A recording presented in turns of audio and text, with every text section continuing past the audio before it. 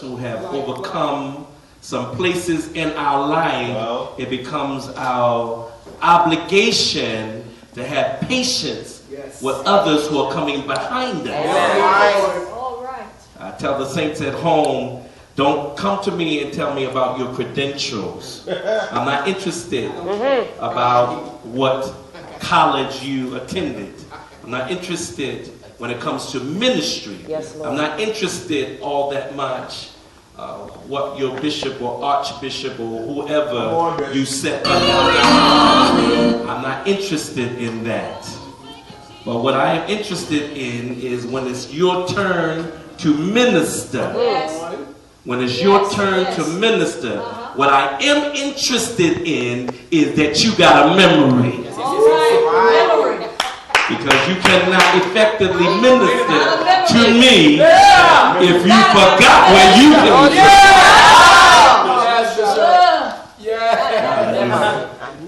I've been to some places where these folk have elevated themselves to these potent seats and wearing all these wonderful, colorful costumes. Amen. But they ain't got no love. They've forgotten what it means to be merciful. They forgot what it means to be patient. To have long suffering. And most importantly, I despise, this is my confession openly, I despise people who preach about stuff that they themselves are guilty of. Despise it. And God is going to judge us. Amen. Amen. Don't shut me down. Let me speak to you very briefly out of Genesis chapter 26. Yes, sir.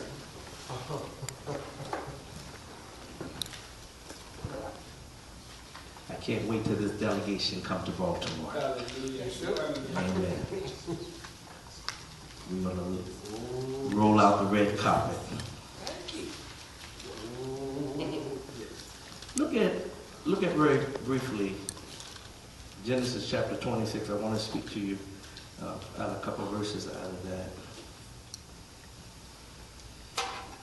Beginning at, where are we going to go?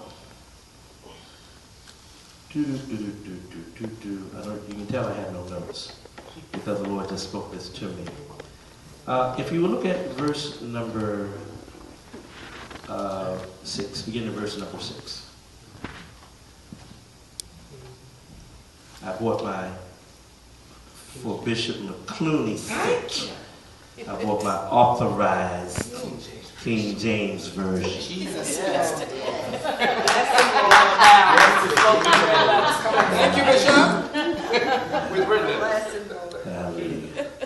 But I'm going to get Stephen to read Out of the living Bible.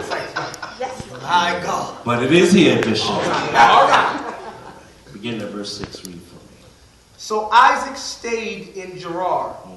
When the men of that place asked him about his wife, he said, "She is my sister," because he was afraid to say, "She is my wife." He thought, "The men of this place might kill me on account of Rebekah, because she is beautiful." Same untruth his daddy told. Go ahead. When Isaac had been there a long time, Abimelech, king of the Philistines, looked down from a window and saw Isaac caressing his wife Rebekah. So Abimelech summoned Isaac and said, "She is really your wife? Why did you say she is my sister?" Isaac answered him, "Because I thought I might lose my life on account of her." Then Abimelech said, "What is this you have done to us? One of the men might well have slept with your wife, and you would have brought guilt upon us." So Abimelech gave orders to all the people, "Anyone who molests this man or his wife shall surely be put to death." Read. Isaac planted crops in that land, and the same year reaped 100-fold, because the Lord blessed him. The man became rich, and his wealth continued to grow until he became very wealthy. Read. He had so many flocks and herds and servants that the Philistines envied him. So all the wells that his father's servants had dug in the time of his father Abraham, the Philistines stopped up, filling them with earth. Then Abimelech said to Isaac, "Move away from us. You have become too powerful for us." Yeah. So Isaac moved away from there and encamped in the valley of Gerar and settled there. Isaac reopened the wells that had been dug in the time of his father Abraham, which the Philistines had stopped up after Abraham died. And he gave them the same names his father had given them. Isaac's servants dug in the valley and discovered a well of fresh water there.